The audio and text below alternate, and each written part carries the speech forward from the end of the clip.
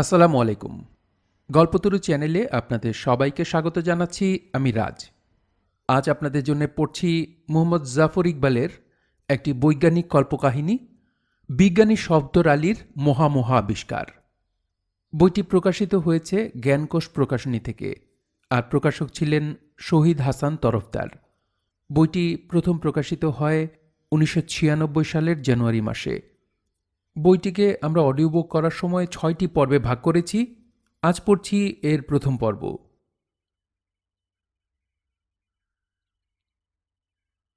কাচ্চি বিরিয়ানি।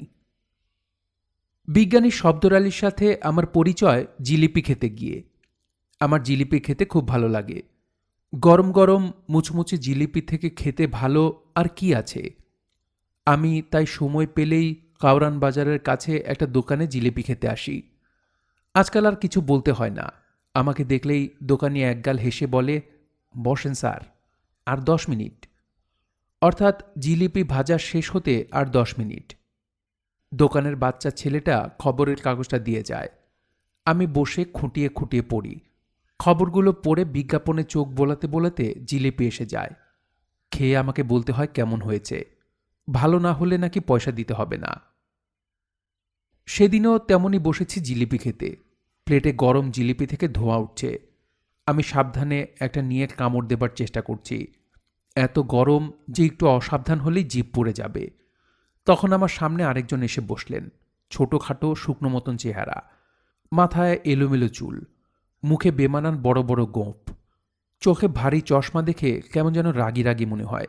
শার্টের পকেটটি অনেক বড়, নানা রকম জিনিসে সেটি ভর্তি। মনে হলো সেখানে জ্যান্ত জিনিসও কিছু একটা আছে, কারণ কিছু একটা যেন সেখানে নড়াচড়া করছে। ভদ্রলোকটিও জিলিপি অর্ডার দিলেন। আমার মতন নিশ্চয়ই জিলিপি খেতে পছন্দ করেন। জিলিপি আসার সাথে সাথে তিনি পকেট থেকে টর্চ লাইটের মতো একটা জিনিস বের করলেন। সেটার সামনে কয়েকটা সূচালো কাঁটা বের হয়ে আছে। জিনিসটি দিয়ে তিনি একটা জিলিপি গেঁথে ফেলে কোথায় যেন একটা সুইচ টিপে দেন। সাথে সাথে ভেতরে একটা পাখা শঁ শঁ করে ঘুরতে থাকে। ভিতর থেকে জোর বাতাস বের হয়ে আসে। 10 সেকেন্ডে জিলিপি ঠান্ডা হয়ে আসে। সাথে সাথে তিনি জিলিপিটা মুখে পুরে দিয়ে তৃপ্তি করে চিবুতে থাকেন। আমি অবাক হয়ে পুরো ব্যাপারটি লক্ষ্য করছিলাম। আমার চোখে চোখ পড়তেই ভদ্রলোক একটু লাজুকভাবে হেসে বললেন, জিলিপি খেতে গিয়ে সময় নষ্ট করে কি লাভ। সত্যি তিনি সময় নষ্ট করলেন না। আমি দুটো জিলিপি খেয়ে শেষ করতে করতে তার পুরো প্লেট শেষ। সময় নিয়ে তার সত্যি সমস্যা রয়েছে, কারণ হঠাৎ তার শার্টের কোনো একটা পকেট থেকে একটা অ্যালার্ম বেজে ওঠে। সাথে সাথে তিনি লাফিয়ে উঠে পানি না খেয়েই প্রায় ছুটে বের হয়ে গেলেন। যাবার সময় পয়সা পর্যন্ত দিলেন না। হাত নেড়ে দোকানিকে কি একটা বলে গেলেন। দোকানেও মাথা নেড়ে খাতা বের করে কি একটা লিখে রাখল। আমি বের হবার সময় দোকানিকে জিজ্ঞেস করলাম, লোকটা কে? দোকানি নিজেও ভালো করে চেনে না। নাম শব্দর আলী। মাসিক বন্দোবস্ত করা আছে। বৃহস্পতিবার করে নাকি জিলিপি খেতে আসেন। মাথায় টোকা দিয়ে দোকানি বলল, মাথায় একটু সিট আছে। ছিট জিনিসটা কি আমি জানি না, কিন্তু মাথায় সেটি থাকলে লোকগুলো একটু অন্যরকম হয়ে যায়। আর ঠিক এই ধরনের লোকই আমার খুব পছন্দ। কে এক সাধু নাকি 10 বছর ধরে হাত উপরে তুলে আছে শুনে আমি পকেটের পয়সা খরচ করে সীতাকুণ্ড গিয়েছিলাম। যখনই আমি খবর পাই কোনো পীর হাতের ছোঁয়ায় 1 টাকার নোটকে 100 টাকা বানিয়ে ফেলছে, আমি সেটা নিজের চোখে দেখে আসার চেষ্টা করি। এত দিন হয়ে গেল, এখনো একটা সত্যিকারের পীরের দেখা পাইনি। সবাই ভণ্ড। আমার অবশ্যই তাতে কোনো ক্ষতি হয়নি। মজার মানুষ দেখা আমার উদ্দেশ্য। ভণ্ড পীরের মতো মজার মানুষ আর কে আছে? শব্দর আলী যদিও পীর নন, কিন্তু একটা মজার মানুষ তো বটেই। তাই শব্দর আলীকে আবার দেখার জন্য পরের বৃহস্পতিবার আমি আবার সেই দোকানে গিয়ে একই টেবিলে বসে অপেক্ষা করতে থাকি। ঠিকই শব্দর আলী সময় মতো হাজির। বাইরে বৃষ্টি পড়ছিল, তাই ভিজে চুপচুপে হয়ে গেছেন। কিন্তু তার দিকে তাকিয়ে আমি চমকে উঠি। চশমার কাঁচের উপর গাড়ির ওয়াইপারের মতো ছোট ছোট দুটি ওয়াইপার সাঁই সাঁই করে পানি পরিষ্কার করছে। দোকানের ভিতরে ঢুকে কোথায় কি একটা সুইচ টিপে দিতেই ওয়াইপার দুটি থেমে গিয়ে উপরে আটকে গেল। শব্দর আলী আমার দিকে তাকিয়ে একটু লাজুকভাবে হেসে কৈফিয়তদার ভঙ্গিতে বললেন, বৃষ্টিতে চশমা ভিজে গেলে কিছু দেখা যায় নাকি না? আমি জিজ্ঞেস না করে পারলাম না, কোথায় পেলেন এরকম চশমা? পাবো আর কোথায়, নিজে তৈরি করেছি। আমি তখনই প্রথম জানতে পারলাম শব্দর আলী আসলে একজন শখের বিজ্ঞানী।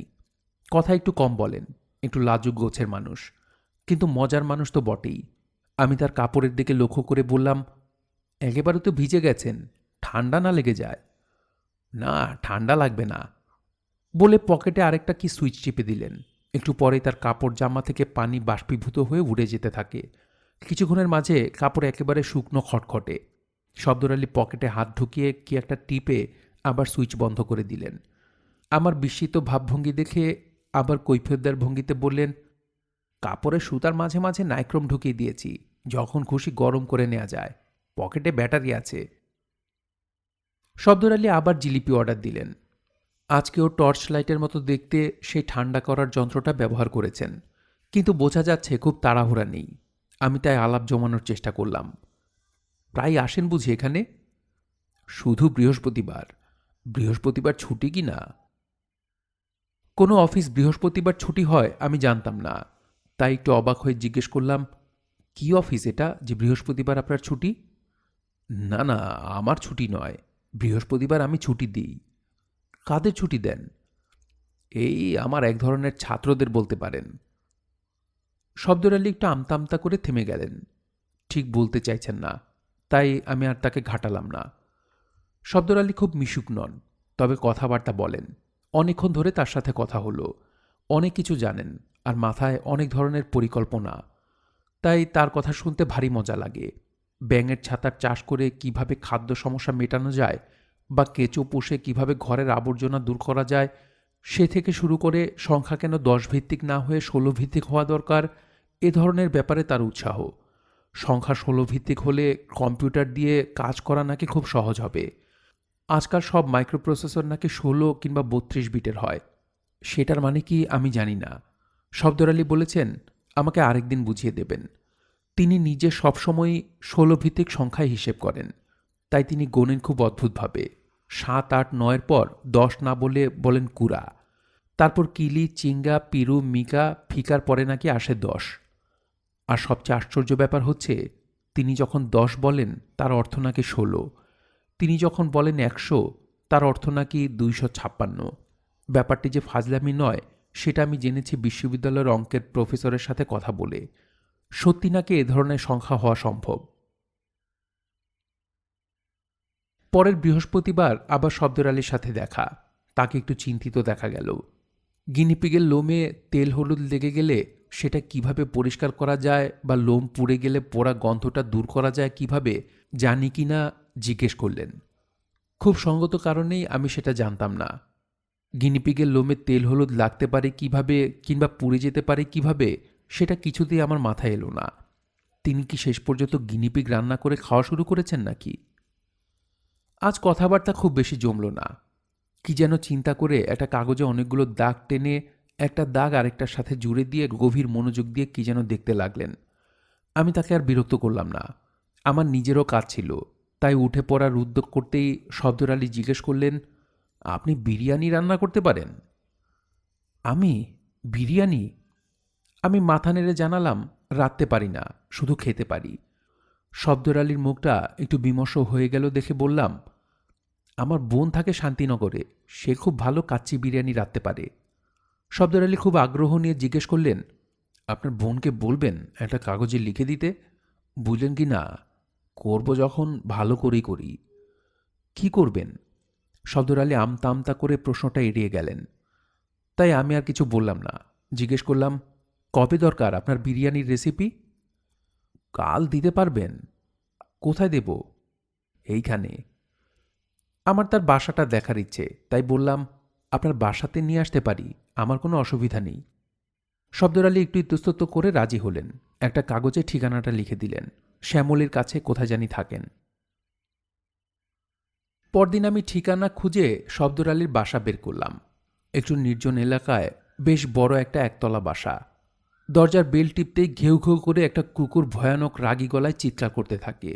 কুকুরকে আমার খুব ভয় করে। আমি তাড়াতাড়ি 2 পা পিছিয়ে আসি। শব্দর আলী দরজা একটু ফাঁক করে নিজের মাথাটা বের করে জিজ্ঞেস করলেন, এনেছেন? আমি ভেবেছিলাম আমাকে হয়তো ভিতরে বসতে বলবেন, কিন্তু তার সেরকম ইচ্ছে বলে মনে হলো না।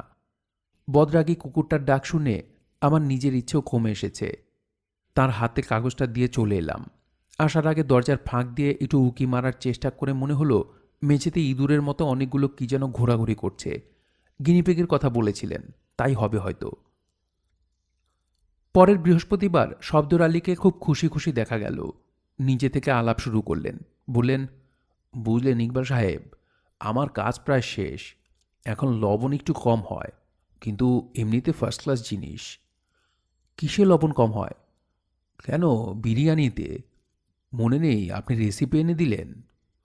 ও, আমি একটু অবাক হয়ে জিজ্ঞেস করলাম, আপনি নিজেই রাঁধছেন বুঝি? মাথা খারাপ আপনার? আমি রাঁধব? রান্না করা আমার দু চোখের বিষ। তাহলে কি ভালো বাবুর্চি পেয়েছেন নাকি? শব্দর আলী হা হা করে হাসলেন। বাবুর্চিও বলতে পারেন ইচ্ছা করলে, গিনিপিগ বাবুর্চি। মানে? আমার রান্না করে দেয় গিনিপিগেরা।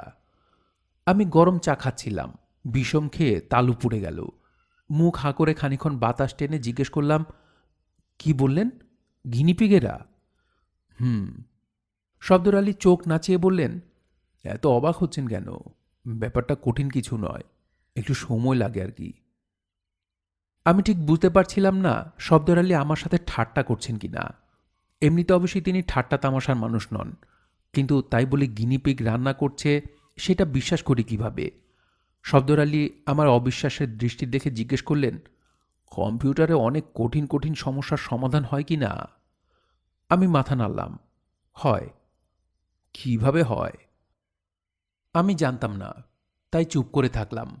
শব্দর আলী আমাকে বোঝানোর চেষ্টা করলেন, কম্পিউটার কখনোই একটা কঠিন সমস্যা একেবারে সমাধান করে না।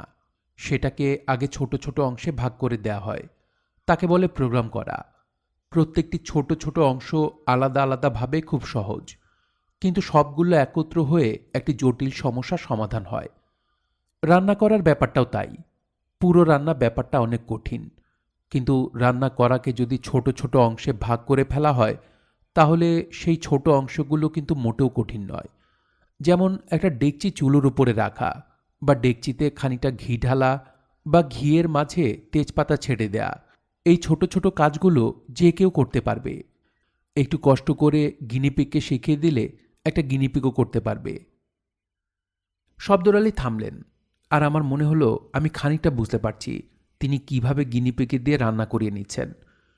আমার তখনও পুরোপুরি বিশ্বাস হয়নি, তাই শব্দর আলী আবার শুরু করলেন, আমি করেছি কি, অনেকগুলো গিনিপিগকে নিয়ে তাদের প্রত্যেকটিকে আলাদা আলাদা জিনিস করতে শিখিয়েছি।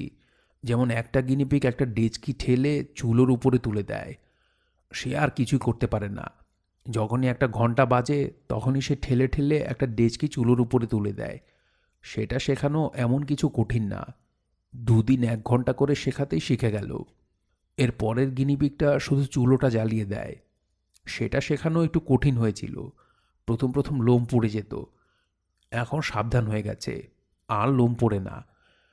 চুলো ধরে যাবার পর 3 নম্বর গিনিপিগটা এসে ডেচকিতে খানিকটা ঘি ঢেলে দেয়, তারপরেই তার ছুটি। এরকম সব মিলিয়ে চিচিঙ্গাইশটা গিনিপিগ আছে। আমি বাধা দিয়ে জিজ্ঞেস করলাম, চিচিঙ্গাইশ মানে কি? ও, চিচিঙ্গাইশ হচ্ছে 2 আর কিলি, তার মানে 16 × 32 যোগ কিলি, তার মানে আপনাদের 43। যাই হোক, এই 43টা গিনিপিগ 43টা ভিন্ন ভিন্ন ছোট ছোট কাজ করে। সবগুলো যখন শেষ হয় তখন চমৎকার 1 ডেকচি বিরিয়ানি রান্না হয়ে যায়। শব্দর আলী কথা শেষ করেই একটু হাসলেন। কিন্তু যদি গিনিপিগগুলো উল্টোপাল্টা করে ফেলে, ঘি গরম হবার আগেই যদি চাল ঢেলে দেয়? করবে না, একজন শেষ করার আগে আরেকজন শুরু করবে না। প্রথম গিনিপিগ তার কাজ শেষ করে দ্বিতীয়টার পেটে একটা খোঁচা দেয়, এই খোঁচা না খাওয়া পর্যন্ত দ্বিতীয়টা কাজ শুরু করবে না। সব ট্রেনিং দেয়া আছে। আমার তখনও বিশ্বাস হচ্ছিল না শব্দর আলী যেটা বলেছেন সেটা অসম্ভব হয়তো নয়, কিন্তু তাই বলে 43টা গিনিপিগ হইচই করে কাচ্চি বিরিয়ানি রান্না করছে, দৃশ্যটা কল্পনা করতেই আমার অস্বস্তি হচ্ছিল।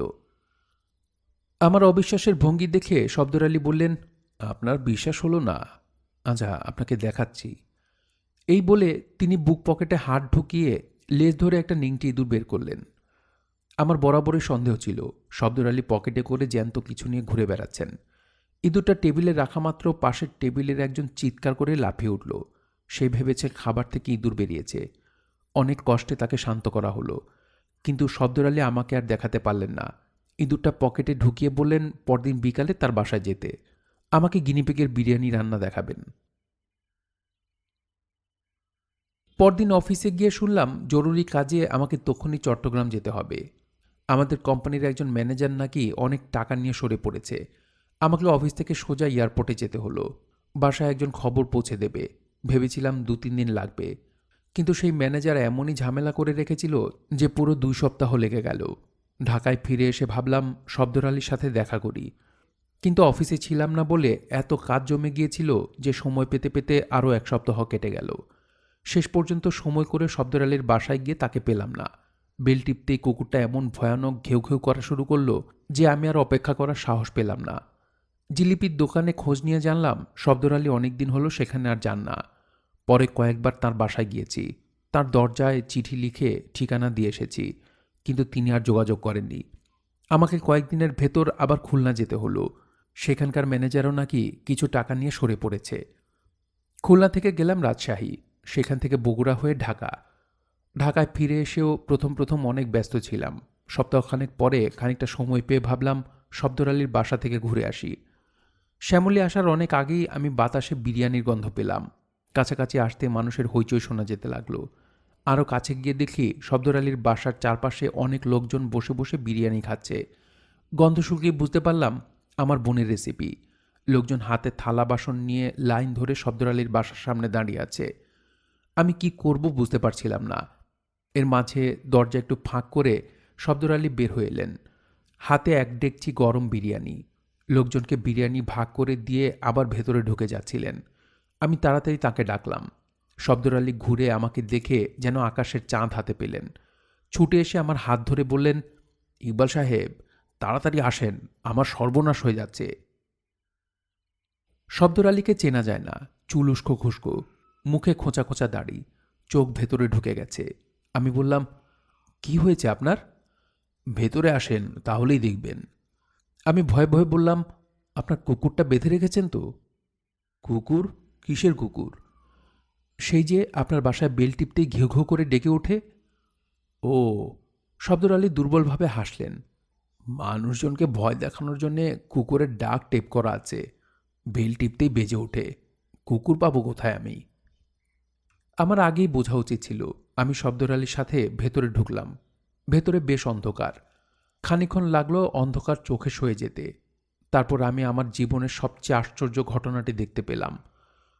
ঘরের মাঝে সারি সারি গ্যাসের চুলা, তার মাঝে বিরিয়ানি রান্না হচ্ছে। রান্না করছে শত শত গিনিপিগ। গিনিপিগগুলো ছোটাছুটি করছে। কেউ ঠেলে ঠেলে ডেচকি নিয়ে যাচ্ছে, কেউ ঘি ঢালছে, কেউ পেঁয়াজ কাটছে, কেউ নেড়ে দিচ্ছে, কেউ চাল ঢেলে দিচ্ছে। সে এক এলাহি কাণ্ড।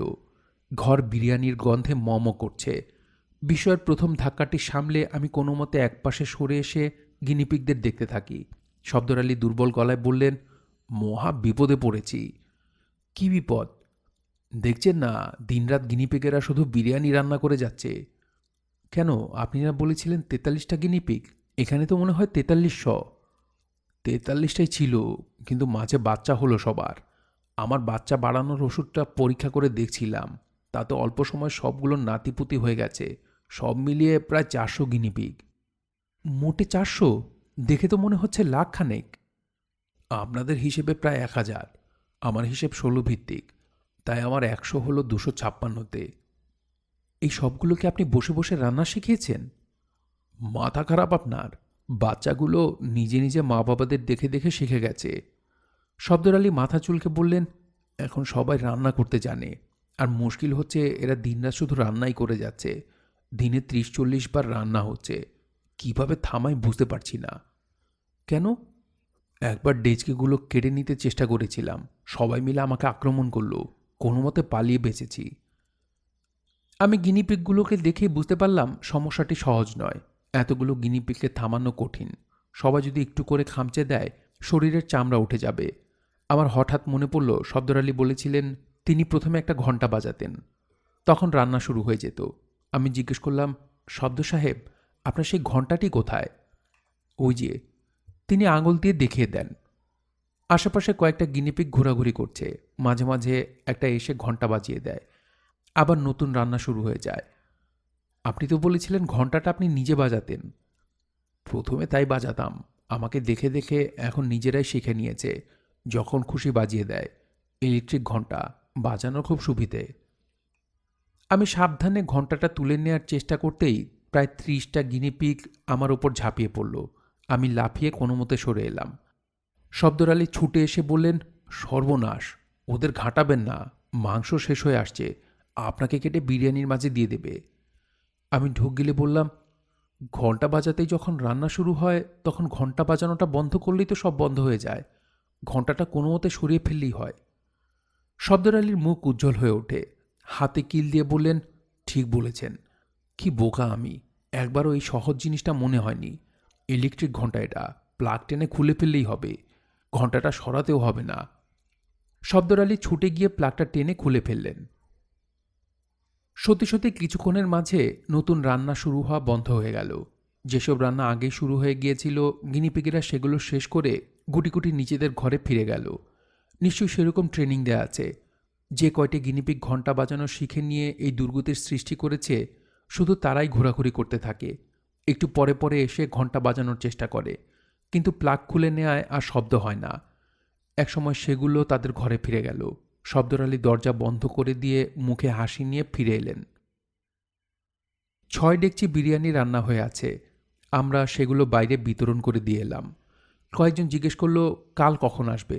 শব্দর আলী যখন বললেন আর আসতে হবে না, তারা বেশ অবাক হলো। একজন তো একটু রেগেই গেল মনে হলো। সে নাকি দেশে চিঠি লিখে দিয়েছে, তার পরিবারের অন্য সবার আজ রাতে পৌঁছে যাবার কথা। সে এখন কি করবে শব্দর আলীর কাছে জানতে চাইল। শব্দর আলী কিছু বলতে পারলেন না। দরজায় তালা মেরে আমাকে নিয়ে একটা রিকশা নিলেন। অনেকদিন জিলিপি খাওয়া হয় না, আজ জিলিপি খাওয়া হবে। শেষ খবর অনুযায়ী শব্দর আলী তার 1000 গিনিপিগকে জমি চাষ করা শেখাচ্ছেন। তার বাসার পিছনে খালি জায়গা আছে, সেখানে নাকি তারা আলু, ফুলকপি আর টমেটো লাগাচ্ছে। একটু বড় হলেই আমাকে দেবেন বলেছেন। আমি অপেক্ষা করে আছি। আজকাল সবজির যা দাম। জং বাহাদুর। সদরঘাটে পুরনো লোহা লক্করের দোকানে শব্দর আলীর সাথে আমার দেখা। মোটা লোহার হাতলের মতো দেখতে বিদঘুটে একটা জিনিস দরদাম করছিলেন। এরকম একটা জিনিস মানুষের কোনো কাজে লাগতে পারে না দেখলে বিশ্বাস হয় না। কাছে গিয়ে তার কাঁধে হাত রাখতেই তিনি ভীষণ চমকে ঘুরে তাকালেন। আমাকে দেখে স্বস্তির নিঃশ্বাস ফেলে বললেন, ও আপনি? আমি আরও ভাবলাম। কি ভাবলেন? শব্দর আলী কথা শেষ না করে সন্দেহের দৃষ্টিতে আমার দিকে তাকিয়ে হঠাৎ থেমে গেলেন। বললেন, না কিছু না।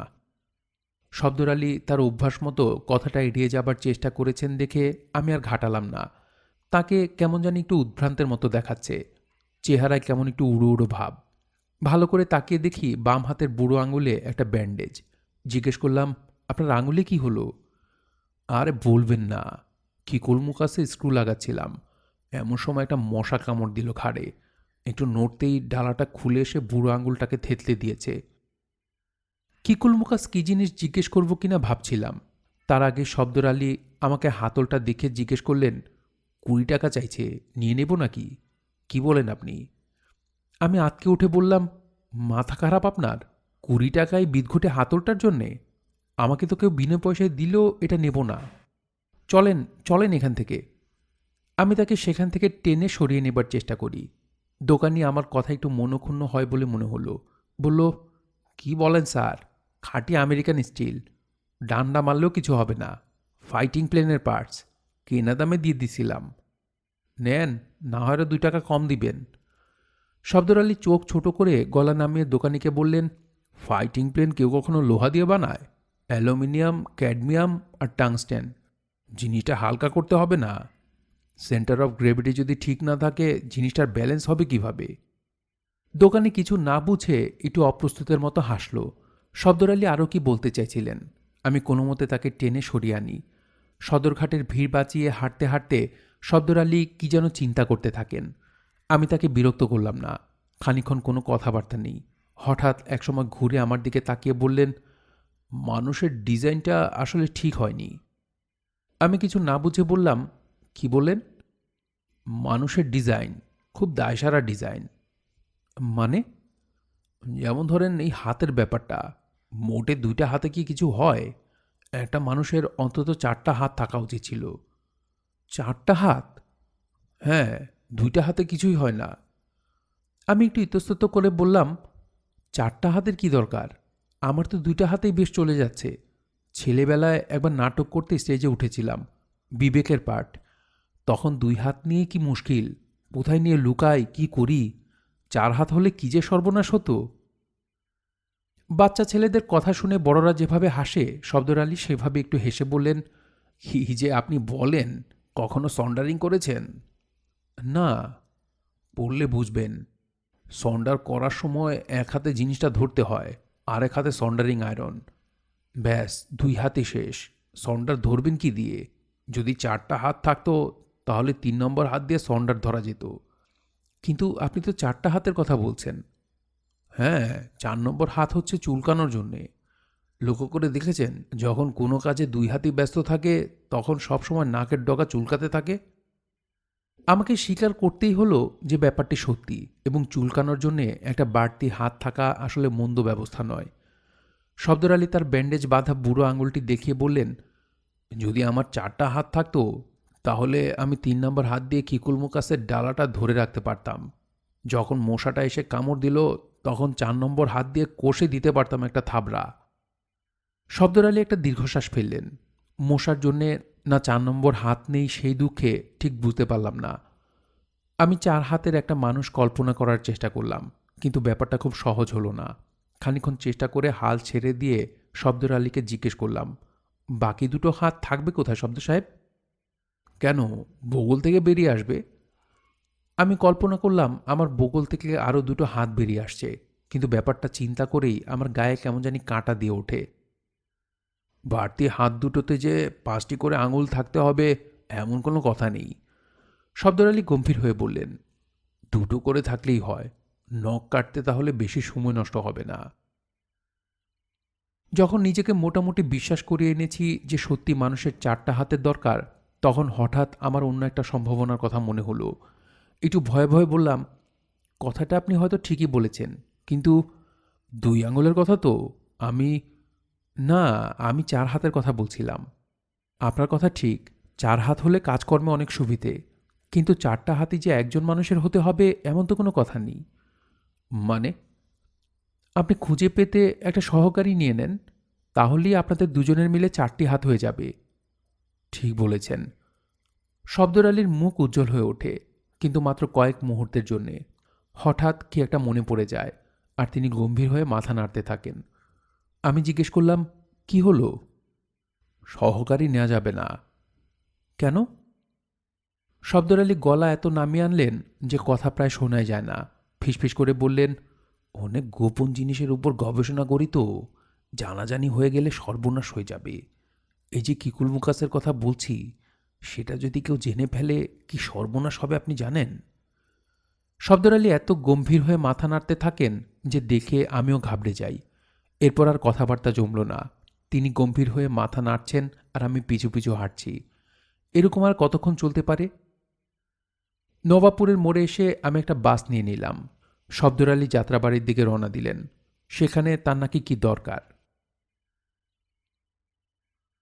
2 দিন পরের কথা, বিকেলে বাসায় এসে শুনি আমার নাকি একটা টেলিগ্রাম এসেছে।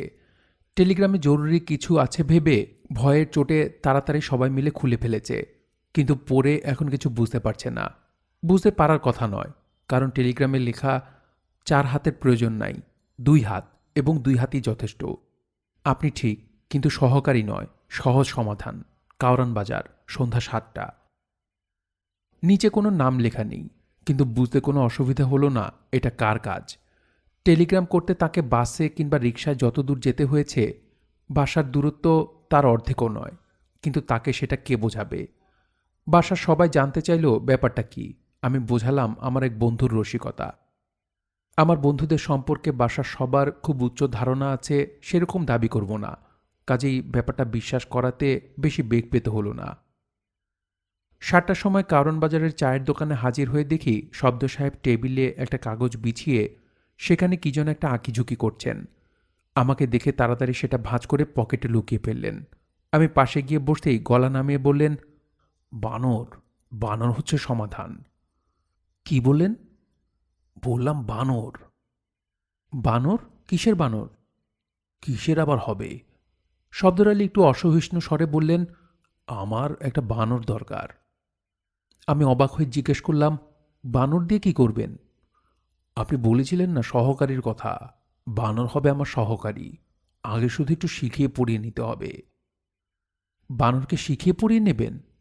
আমি উচ্চস্বরে হাসতে গিয়ে থেমে গেলাম। আমার হঠাৎ গিনিপিগকে দিয়ে কাচ্চি বিরিয়ানি রান্নার কথা মনে পড়ে গেল। শব্দর আলী যদি গিনিপিগকে দিয়ে বিরিয়ানি রান্না করে নিতে পারেন, কে জানে সত্যি হয়তো বানরকে শিখিয়ে পড়িয়ে সহকারী বানিয়েও নিতে পারবেন। তবু ব্যাপারটা ঠিক বিশ্বাস হতে চায় না। একটু কেশে বললাম, বানরকে দিয়ে কি কি কাজ করানোর কথা ভাবছেন? কঠিন কিছু নয়, সহজ কাজ। এই সকালে 2টি পাউরুটি টোস্ট করে 1 কাপ চা তৈরি করে দেবে, ঘরদোর একটু পরিষ্কার করবে, দুপুরে চিঠিপত্রগুলো আনবে। এইসব ছোটোখাটো জিনিস। আমি কল্পনা করার চেষ্টা করলাম, শব্দর আলী বসে আছেন, তার একটা বানর তার জন্য কড়া লিকারের চা তৈরি করছে। আসল কাজ অবশ্যই আমার গবেষণা। শব্দর আলী চায়ে চুমুক দিয়ে বললেন, বানরকে দরকার সেই জন্যে। বানরের উপর গবেষণা? না না, বানরের উপর আর নতুন কী গবেষণা হবে, সে তো প্রায় শেষ। আমি আমার নিজের গবেষণার কথা বলছি। বানর আমার গবেষণায় সাহায্য করবে। সে হবে আমার বাড়তি 2 হাত। মনে করেন কিকুলমুকাসটা খুলতে চাই, বলবো, বান্দর আলী, স্ক্রুড্রাইভারটা নিয়ে এসো তো। বান্দর আলী? শব্দর আলী লাজুকভাবে হেসে বললেন, নামটা খারাপ হলো? না না, খারাপ হবে কেন, চমৎকার নাম।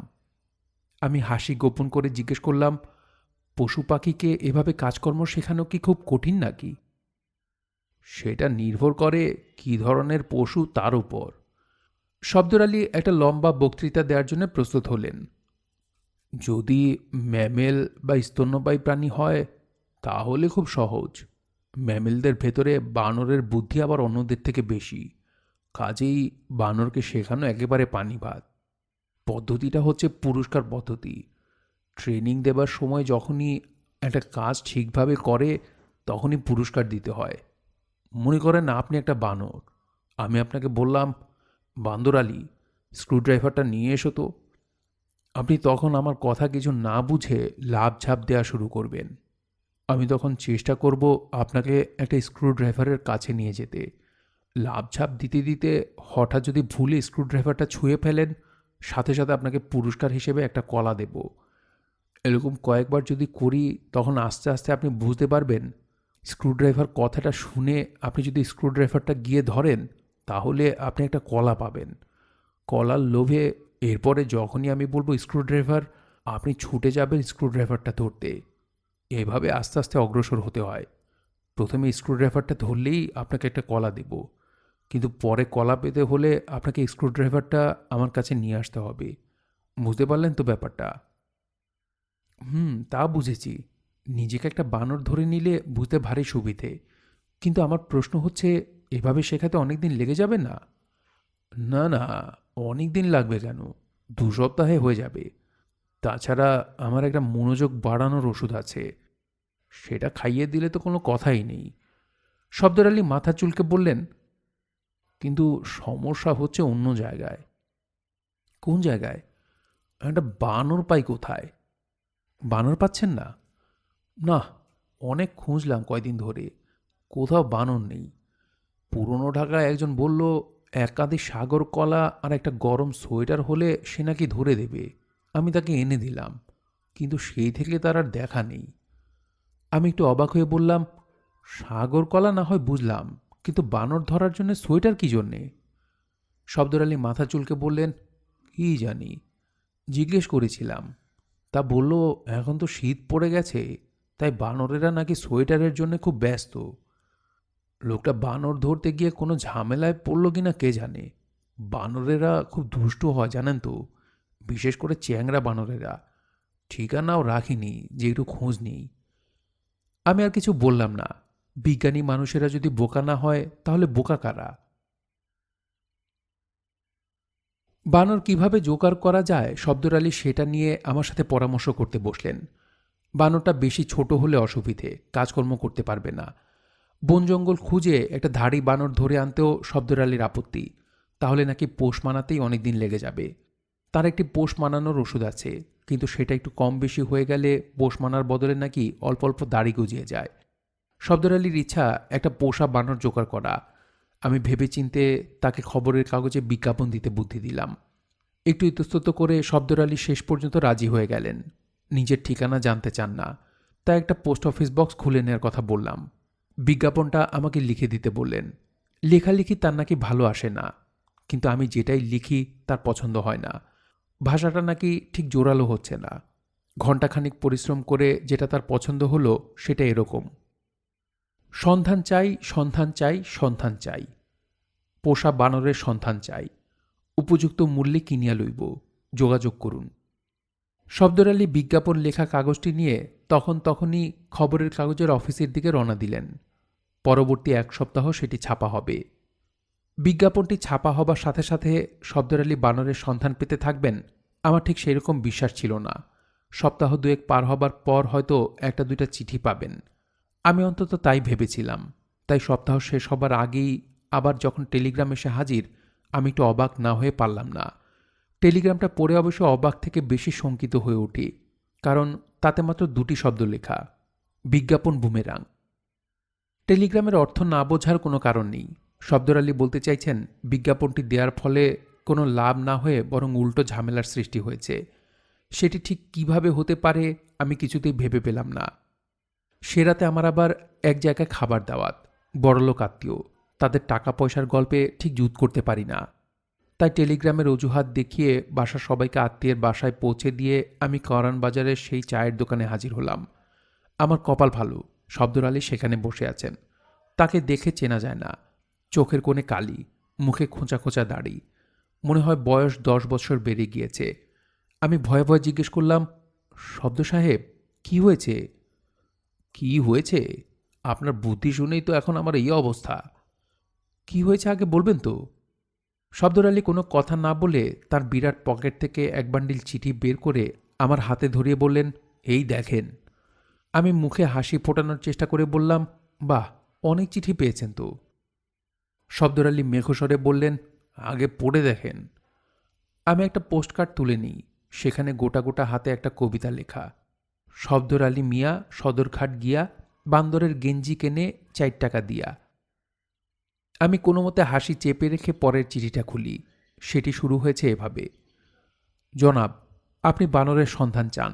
আমার মধ্যম পুত্র, বয়স 11, এত পাজি যে তার স্বভাব আর বানরের স্বভাবের মধ্যে কোনো পার্থক্য নাই। আপনার আপত্তি না থাকিলে তাহাকে আপনার কাছে নিয়ে আসিতে চাই। এরপরে মধ্যম পুত্রের বিভিন্ন কাজকর্মের নমুনা দেয়া আছে। পরে আমারও কোনো সন্দেহ থাকে না যে তার স্বভাবের সাথে বানরের স্বভাবের বিশেষ পার্থক্য নেই। আমি আরেকটা চিঠি তুলে নিই। এটা ঝকঝকে কাগজে লেখা, উপরে একটা ফার্মের নাম আর টেলিফোন নাম্বার, টাইপ করা চিঠি। শুরু হয়েছে এভাবে: জনাব শব্দর আলী, বানরের জন্য আপনি যে বিজ্ঞাপন দিয়াছেন তাহা আমাদের দৃষ্টিগোচর হইয়াছে। আমরা পাইকারি বানর বিক্রেতা।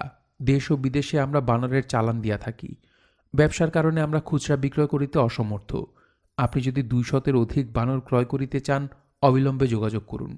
আমাদের বানর সুস্থ সবল এবং মিষ্ট স্বভাব বিশিষ্ট। এরপরে বানরের আকার আকৃতি এবং স্বভাবের সুদীর্ঘ বর্ণনা রয়েছে। শব্দর আলী আমার দিকে তাকিয়েছিলেন। আমার হাসি গোপন করার চেষ্টা তার চোখে পড়ে গেল। তিনি কেন জানি হঠাৎ আমার ওপর রেগে উঠলেন। মুখ কালো করে বললেন, আপনার চিঠি পড়ে হাসি পাচ্ছে? ঠিক আছে, এইটা পড়ে দেখেন হাসি পায় কিনা। শব্দর আলী চিঠির বান্ডিল থেকে একটা খাম বের করে দিলেন। ভিতরের চিঠিটা শুরু হয়েছে এভাবে: শালা, তোমারে আমি চিনি। তোমরা আমাদের দেশের বানর বিদেশে পাঠাও তার উপর অত্যাচার করার জন্যে। ভেবেছ আমি তোমাকে খুঁজে পাবো না? ঠিকই তোমাকে খুঁজে বের করব। তারপর কিলিয়ে তোমাকে আমি সিধে করব। তোমাদের মতো মানুষের চামড়া জ্যান্ত ছিলিয়ে সেই চামড়া দিয়ে জুতো বানানো দরকার। আকরম খান। এই চিঠিটা পড়ে আমি সত্যি একটু ঘাবড়ে যাই।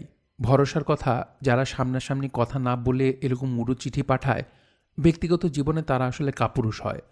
বানরের ওপর অত্যাচারের যে কথাটা লিখেছে সেটা অবশ্যই পুরোপুরি অমূলক নয়। পাশ্চাত্য দেশে যুদ্ধের সময় শত্রু দেশের উপর ব্যবহার করার জন্যে যেসব বিষাক্ত রাসায়নিক তৈরি করা হয় সেগুলো বিভিন্ন পশু পাখি, বিশেষ করে বানরের উপর নাকি পরীক্ষা করা হয়।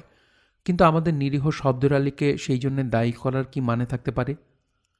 আমি শব্দর আলীকে সাহস দেওয়ার জন্যে তার দিকে তাকিয়ে হাসার চেষ্টা করি। শব্দর আলী সেটা পুরোপুরি অগ্রাহ্য করে বললেন, মানুষের চামড়া দিয়ে জুতো হয় কখনো? মানুষের চামড়ার কোনো ইলাস্টিসিটি আছে? আছে? আমি তাড়াতাড়ি কিছু না বুঝেই বললাম, নেই, একেবারেই নেই। কোত্থেকে থাকবে? তাহলে?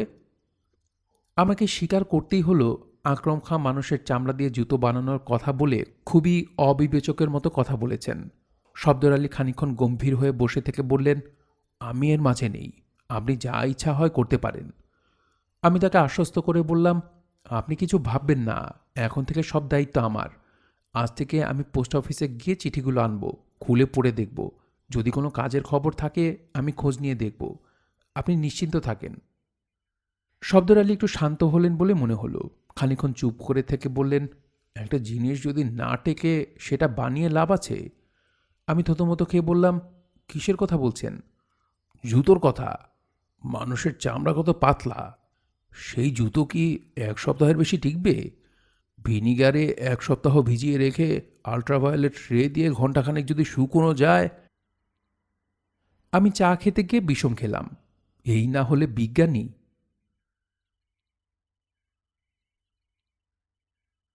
এতক্ষণ আপনারা শুনছিলেন মুহম্মদ জাফর ইকবালের বৈজ্ঞানিক কল্পকাহিনী বিজ্ঞানী শব্দর আলীর মহা আবিষ্কার এর প্রথম পর্ব। কল্পকাহিনীটি শুনতে আপনাদের কাছে কেমন লাগছে তা আপনারা কমেন্ট করে আমাদেরকে জানাতে পারেন। ভালো লাগলে একটি লাইক করুন, চাইলে শেয়ার করতে পারেন। সবাই ভালো থাকবেন, সুস্থ থাকবেন এবং গল্পতরুর সঙ্গেই থাকবেন। ধন্যবাদ।